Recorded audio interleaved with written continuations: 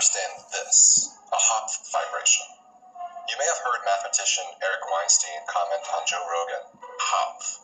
And this is going to be HOPF? HOPF. You are looking at the most important object in the universe. What? Discovered by Heinz Hopf in 1931, Hopf fiber bundles pop up in at least 8 different physics situations. So what you are seeing is, as legendary physicist Roger Penrose put it, an element of the architecture of our world.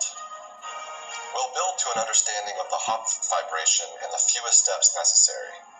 If you're not yet familiar with higher dimensional shapes, you might want to first watch my video explaining a 4D hypercube, known as the tesseract, linked above and below.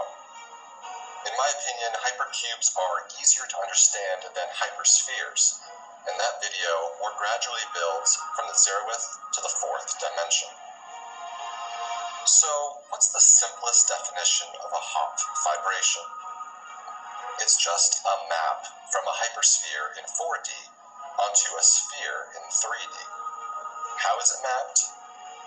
A sphere is fully covered by points. Each point is mapped to a circle from the hypersphere. These circles are the fibers that compose the hypersphere.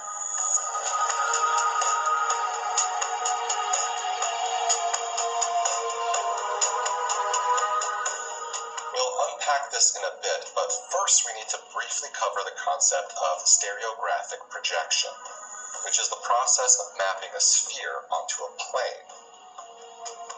First, imagine a light source at the north pole of this circle in 2D. As this light beam passes through the circumference, you can see there is a projection of a purple point on the x-axis in 1D. Now here we have the light source at the north pole of this sphere in 3D. As the light passes through the boundary, you can see a circle is projected onto the 2D plane. Note how the circle is larger closer to the north pole.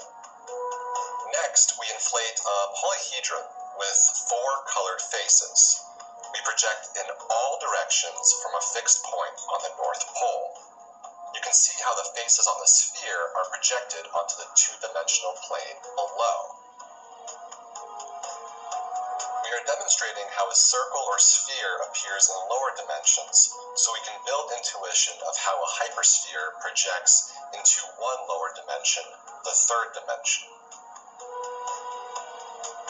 The top row is the view of a circle or sphere in what you might call their traditional space, 2D for the circle and 3D for the sphere. The bottom row is how that is projected onto a lower dimensional plane. Before we explain the Hopf fibration, it's important to note I'm skimming over imaginary numbers, quaternions, and the complex plane to keep this as straightforward as possible. But if you wish to dive into the nitty-gritty math, there are links in the description. In our first example, we are stereographically projecting from the north pole of a sphere. As we rotate around the circle, you can see how this one point corresponds to one circle.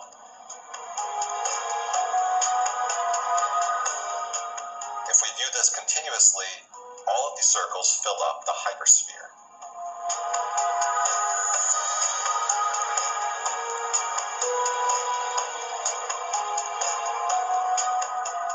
Let's track just one point as it moves from north to south.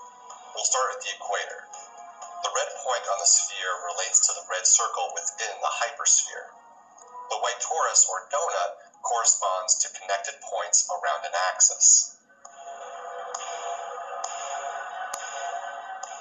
As the point spins southward, you can see the circle getting smaller and tighter around the center, until it's a non-skewed circle through the south pole. As the point moves north, the corresponding circle gets much larger until, when it goes to true north, it appears as a straight line. It's hard to imagine, but this is actually a circle through infinity. This is how the circles would appear around a single axis, say the equator. It's easier to see this interaction if we look at just 2 complex points and their complementary circles.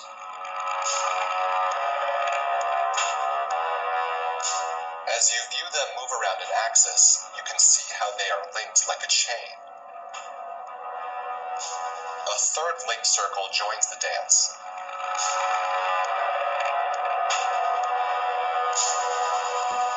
And we can keep on adding circles to fit the entire hypersphere.